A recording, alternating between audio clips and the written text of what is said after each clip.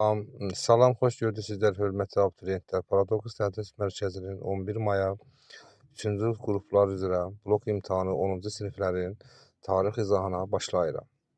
15-ci əsrin ilk 10 illiyində Şirvanşahlar dövlətində, deməli 15-ci əsrin ilk 10 illiyində Şirvanşahlar dövlətində aid olan hadisə burada B variantıdır. Çünki B variantı niyə B variantıdır? Teymurilər Osmanlılarla müharibə apardılar 1402-ci ildə. Ankara döyüşündə Şirvanşahlar Teymurləri müttəfiq kimi döyüşmüşdür. A variantına diqqət eləsək, biz 1382-ci ildə hakimiyyətə gəlmişdir. Ancaq burada yazır başladı. Alkaşert döyüşü 1421 2-ci 10 illiyə aiddir. Kür sahili döyüşündə Teymurlərə məğlub olmuşdur. Xeyr, qalib gəlmişdir. Qaraqoyunlu dövlətindən asılılığı qəbul etdi. Bu 2-ci 10 illiyə aiddir. Cavab bir də B variantı. İkinci suala baxaq. Frank dövləti ilə Xəzər xaqanlığının oxşar cəhət bizdən tələb olunur testin şərtində. A variantı Roma imperiyası ilə diplomatik əlaqələrin qurulması uyğun deyil. Eyni əsrdə süqut etmələri. Franklar 9, Xəzərlər 10-cu əsrdir. Burada da cavab C variantıdır.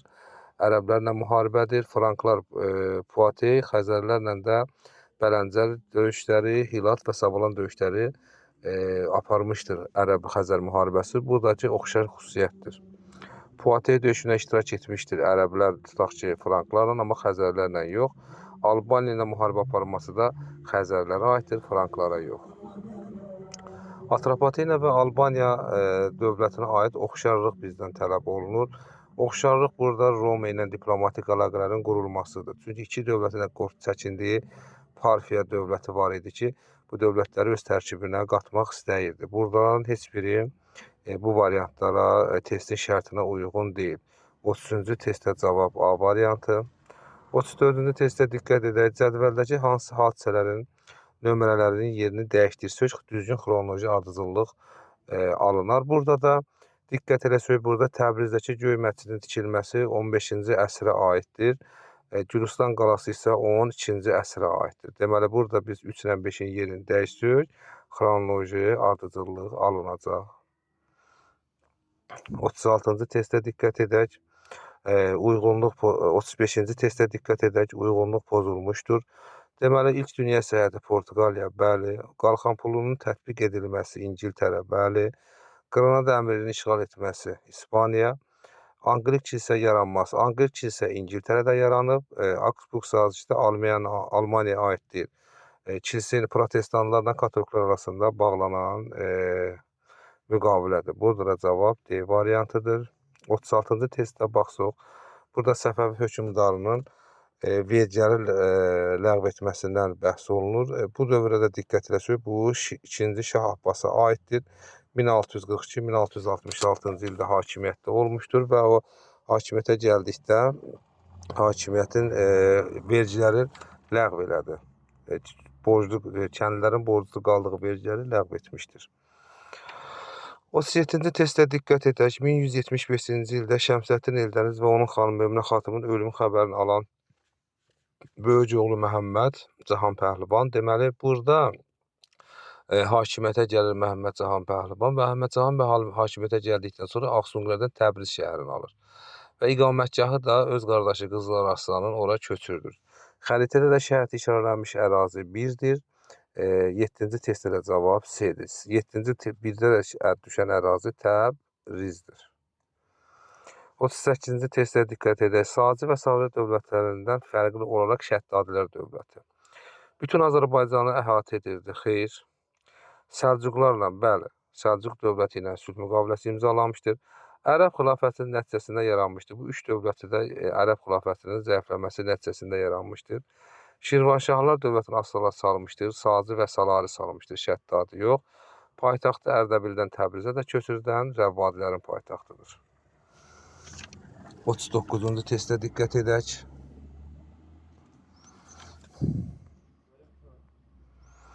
Deməli, qədim Çində Xan sonrasının hakimiyyət dövrünə aiddir. Deməli, burada cavab belə görsəndiyi kimi A variantıdır. Çünki Xan sülaləsinin hakimiyyət dövrü 206 bizim eranın 3-cü əsrdə 204-cü ilə qədər davam etmişdir. Və Vuruşan padşahlıq dövrünü götürsək, Sin sülaləsinə aiddir. Çində vahid dövlətdə yaradan Sinlər idi. Çin səthinin inşasına başlanması Hun təhlükəsinə qarşı. Bu da Sin sülaləsi dövrünə aiddir. Dəmir emalının da başlanması 6-cı əsrə aiddir. Eramızdan əvvəl 6-cı əsr. Burada cavab 39-da A variantıdır. Sonra 40-cı testə baxaq. Azərbaycan 7 və 9-cu əsrin tarixi üçün ümumi oxşarlıq, yəni səciyyəvi oxşarlıq istəyir. Biz birə baxsaq, elə cavab görsəndiyi kimi burada biri götürəcəyik biz yeni sülalə tərəfindən idarə edilməyə başlanması. 7-ci əsrdə Mehranilər, 9-cu əsrdə də belə deyərdim də feodal dövlətləri də biz götürə bilərik sülalələr. Sonra Abbasilər Ərəb xilafətinin təsiri altında olub Abbasilər sülaləsi tərəfindən idarə olunmağa, yəni eyni oxşar cəhət götürmək olar. Şərti torpaq sahibliyi mövcud olması, bəli, 1 ilə 2-ni götürə bilərik. Arşaklar sülaləsinin hakimiyyətə son qoyulması, bu 7-ci əsrdə, amma bizdən ikisində oxşarlığı istənilir. Məzdəki hərəkatında baş verməsi, bu da 5-ci əsrdir. Cavab burada E variantıdır. Sonra 41-ci testə bax, İstanbul müqaviləsi 1724-cü il aiddir. Demək, burada Səfəvi dövləti ilə bu müqavilədə Səfəvi dövləti iştirak eləməyib. Bu müqavilədə deməli iştirak eləyən Ruslarla, yəni Rusiya ilə Osmanlı imperiyası olmuşdur. Deməli, Səfəvi dövləti Osmanlı arasında imzalanıb, xeyr. Rusiyanın Xəzəryanı vilayətləri tamamilə tərk etməsi, xeyr. Kürdən cənubdakı torpaqlar, bu Rəşd, Araz çayı, Kirmanşah, Azərbaycanın böyük bir hissəsi Osmanlılara verilməsi. Bəli, Rusiya ilə Osmanlı arasında bağlanmışdır. O dövrdə müharibədən təzə çıxan Rusiya Şimal müharibəsindən Osmanlılarla təklif elədiyi müqaviləni bağladı. Müqavilənin şərtinə görə də Xəzəryanı əraziləri öz himayəsinə götürdü. 13-cü testə diqqət edək. 4-cü səlb yürüşü 1204-cü ilə aiddir. Deməli, səlb yürüşünə aiddir. Cavabda görsənir də burada A variantıdır. Konstantinopol şəhəri məhv edilir, Latin imperiyası yaranır. Xristian kilsəsinin parçalanmağa başlaması və yaxud nəticəsi bu 13-cü əsrə aiddir. 4-cü səlb yürüşünə aid deyil bu. Burada Bizans hökmdarı ilə, imperatoru ilə Papa arasında narazılıq olmuşdur. Ancaq o kilsəyə aidiyyəti yox idi və Bizans imperatorunu cəzalandırmaqdan ötürü 4-cü səlb yürüşünü təşkil etdilər. Səlcuq imperiyası tərəfindən məğlub edilmələri, xeyr. Bu dövrdə Səlcuq dövləti süquta uğramışdır. Quds şəhərinin müsəlmanlar tərəfindən geri alınması, bu deməli 1187-ci ildir. Bizansın xaçlara yardım etməməsi nəticəsində bu 3-cü səlb yürüşünə aiddir. Deməli, cavab burada A variantıdır. 13-cü testə diqqət edək. Qədim Roma eradan əvvəl 5-ci əsr tarixinə aiddir. Keçən sınaqlarda da bu sual düşmüşdür. Bunu çox uşaqlar diqqət eləmədi. Çox şagirdlərimiz də səhv vurmuşdur. Yəni, burada 5-ci əsr Roma tarixinə götürəndə 12 lövhələ qanunların verilməsi, yəni yazılmasının götürmək lazımdır. İşğalçı müharibələrin aparılması 3-cü əsrdir. Aqrar qanunlar 2-ci əsr, Respublika dövrünün başlanması 6-cı əsrdə, 509-cu ildə, pleybirlər tam hüquqlu vətəndaşda 3-cü əsrdir. Yəni, burada cavab D variantıdır. 14-cü testə diqqət edək. Deməli, 16-cı əsrin 2-ci yarısı və 17-ci əsrin 1-ci yarısına oxşar və fərqli cəhətlər. Deməli, biz birinci baxaq görək, 1-ə düşənlərə diqqət edək. Tamağa vergisinin olması, bəli, 17-ci əsrin 2-ci yarısında olmuşdur, lakin 16-cı əsrin 2-ci yarısında olmuşdur. 1565-ci ildə Şah Təhmasib tərəfindən ləğv edilmiş. Yəni, 2-ci dövrə düşür. Bir də dövlətin paytaxtının köçürülməsi 1555-də, demək, belə deyərdim, Təbrizdən Qəzvinə köçürülür. B-lə C-ni götürəcək. Deməli, 2-yə götürəcək. Şah Abbas tərəfindən idarə olunması, bəli, 1642. Bu 17-ci əsrin 1-ci yarısıdır. 2-yə düşür D. 3-ə də düşür dövlət inzibat cəhətdən bəylərbəyliyə bölünməsi və Sufyan döyüşü də. İkinci Sufyan döyüşü də 1605. Demək 3-ə də düşür. Deməli A-nan E. Cavab D variantı. 15-ci testdə diqqət edək. Ərəb dövləti Əmmavi və Abbasi xilafətinin belə deyəm, Əmmavi və Abbasi xəlifə dövründən olaraq ilk xəlifələr dövründə. Yəni bu iki xəlifədən fərqli olaraq burada humanist xəlifələr dövrü gedir. Rəşidiyyə xəlifə dövründə baş vermiş hadisə bizdən soruşulur. Demək, Xəzərlərlə mübarizə aparmışdır. Xəzərlərlə mübarizə deməli Əmmavilər də aparıb, humanist xəlifələr də aparıb, bu deyil. Albaniya dövləti ilə diplomatik münasibətləri yaratmışdır. Bu Əmmavilərə aiddir, Abbasilərə aid deyil. Humanist xəlifələr dövründən də heç onlar Albaniya ilə diplomatik əlaqələr aparılmayıb. Sasani dövlətinin süquta uğratmışdır. Bəli, humanist xəlifələr dövründə 651-ci ildə Sasanilər dövləti süquta uğradılmışdır. Cəbrayıl boğazda keçən Avrofaya yürüş etməsi bu 711, Frank dövləti ilə müharibə aparmışdır. Frank dövləti ilə də Əmmavilər müharibə aparmışdır. Abbasilər yox. Deməli, cavab 45-də C-dir. 46-cı testə diqqət edək. Azərbaycan 18-ci əsr son rübünə aiddir. Deməli, biz bura diqqət eləsək. Azərbaycan 18-ci əsrin son rübünə diqqət eləsək. Deməli, bu düşür 1775-1800-cü illərə. Burada düşən cavab, uyğun gələn cavab da elə Rusiya imperiyasının hücumuna məruz qalmasıdır. Cavab A-dır. Səfəvində Osmanlı müharibəsi davam etməsi xeyr. Kapitalist istilik münasibətləri mövzudur. Bu da uyğun deyil. Əfşarlar imperiyasının tərkibində olması. Əfşarlar imperiyası 1736-47-dir. İlk müstəqil xanlıqda 1746-dır. Cavab burada demək 16-da A-dır. Daş dövrünə aiddir. Sklopik qallar Tunca aiddir. Xış əkinçiliyi Tunca aiddir. İlk sənətkarlıq sahələri meydana gəlməsi, bəli. Neolit dövründə müxtəlif duluzçuluq deyək, toxuculuq deyək, bu sahələr meydana gəlmişdir. Sonra boyalı qalbar mədəniyyəti də Tuncdur. Sənətkarlıq müstəqil sahəyə çevrilməsi də Orta Tunc dövrünə aiddir. Cavab C variantı. 18-ci testə baxaq. Uyğunluq bizdən tələb olunur. Deməli, Əmir Teymur, Qaraqoyunlu dövlətin asılı hala salınması. Qaraqoyunlu dövləti Əmir Teymurun dövründə asılı vəziyyətə salınmayıb. Qızıl Orda dövlətinin məğlub edilməsi, bəli. Demək, 1-ə düşdü B. Bir də Əlincə qalasının fəth edilməsi. Bu 1-ə düşür B ilə C. Yəni, başqa variant cavablara da baxanda, burada heç birində 1-də C olmadığına görə, ikinci testdə də Sultan Şahruğun dövrü, Osmanlı və Qızıl Orda dövlətləri ilə münasibətlər qurması, bəli. A-dır bu. Sonra Qaraqoyunlu Heratlada Sultan Şahruğun dövrünə aiddir. Sultan Şahruğ deməli 1447-ci ildə süqut etmiş, ölmüşdür. Ona görə B aid deyil bura. Dövlətin əvvəlki qüdrətinin canlandırılması, bəli. Demək, 48-ci testdə cavab E variantıdır.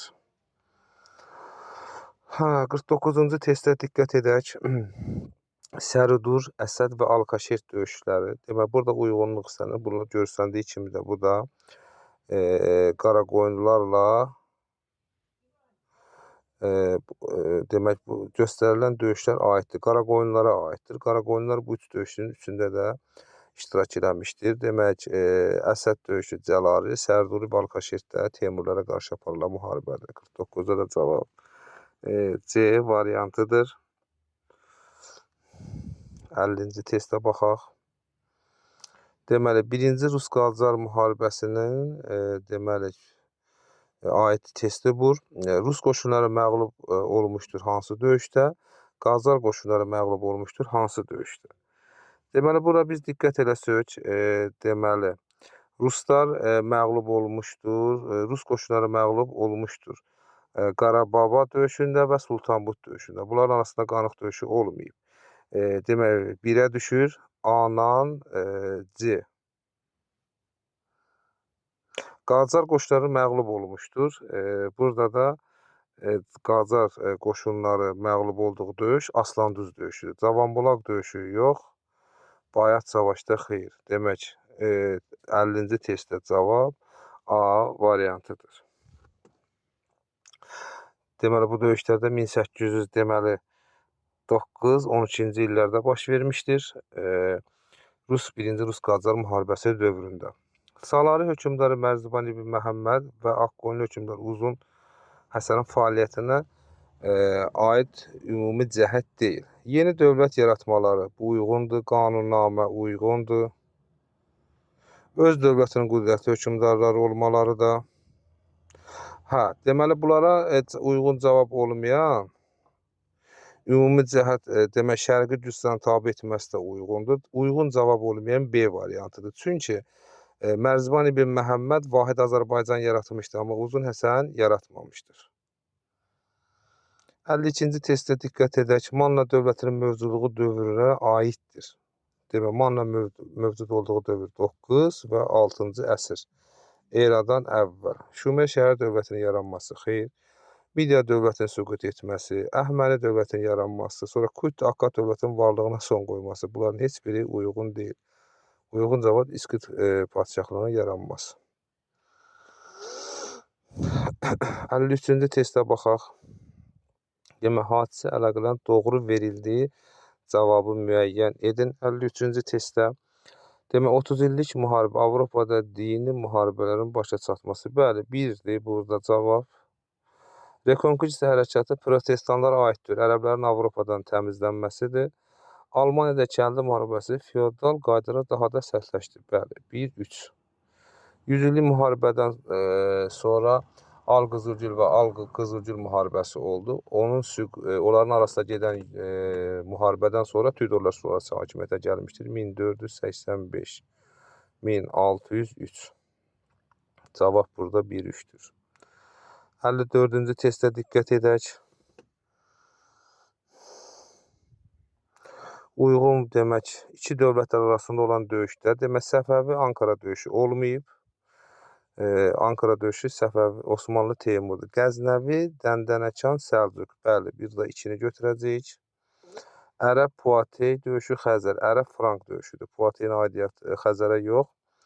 Fransa Azenkür döyüşü İngiltərə. Bəli, 2-4. Ərəb Bələncər döyüşü Sasani. Ərəblər də bu döyüşdə Xəzərlərlə döyüşmüşdür. Biz burada 2 ilə 4-ü götürəcəyik. Cavab 2-4-dür.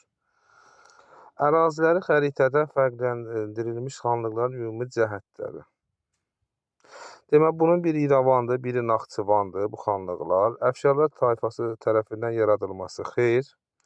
Şəki xanlığına qarşı ittifaqda iştirak etməsi. Bəli, Naxçıvan xanlığı Şəki xanlığına qarşı ittifaqda iştirak edib. Kərim xan üzərində biz 2-ni götürəcəyik. Quba xanlığına birləşdirilməsi xeyr. 2 hakimiyyəti də Cavadla Şamax xanlığında olmuşdur. Çuxursad bəylərbərliyi də budur. Deməli, 2 və 5. Qarabağ və İrəvan xanlığı. 56-cı testə diqqət edək. 56. Xronoloji ardıcıllığa baxaq burada. Deməli, 1-ci Qərbi Roma İmperiyasının süqutu 476. Biz bunu 3-ü götürəcəyik. Sonra Kürşadın başçılığı ilə üsyan 639, 476. Qutluq xanın Çinə qarşı üsyan 682, demək 3-2-1. Ərəb zülmünə qarşı Xürrəm hərəkatı 778, 3-2-1-4. Cavab. 57-yə diqqət edək. Deməli, uyğunluğu müəyyən edin. Bolqarstanın fəth edilməsi Bəyazid, demək 1-E. Misir Məmluk sultanlığın süqutu Səlimə aiddir, 2-A. Ağqoyunlularla sülh müqaviləsi imzalamaqda Məhmətə aiddir, 3-də C. Deməli, situasiya testdə Fətəli xana aid olan hadisə soruşur. Siz bu videonu saxlayıb oxuyarsınız və biz onun cavabları mən burada deyirəm. Deməli, verilmiş mətndə bəhs olunan xanlığı birləşdirməsindən bəhs olunduğu ərazi və yaxud xanlıq soruşulur burada. Bu Dərbənddir. 1759 tarixi bildiricə əsasən Fətəli xan mətnində bəhs olunan xanlığı birləşdirməkdə əsas hansı siyasətdən istifadə etmişdir? Çünki burada Dərbənddə ağır vergi şərtləri var idi. Bu siyasətdən istifadə edib onu öz torpağına, öz xanlığına birləşdirdi.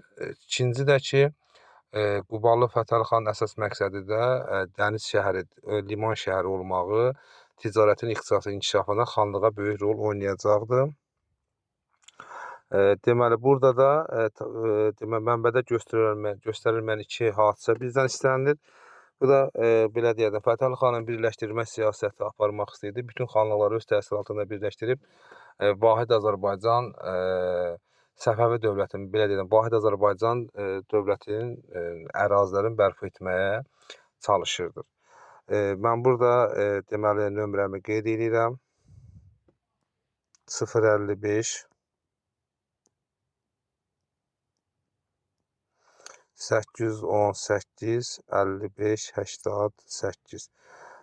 Bu videonun izahını edən Yusif Əliyevdir, tarix müəllimi. YouTube kanalımda da paylaşacağım. Buyurub buradan izləyə bilərsiniz.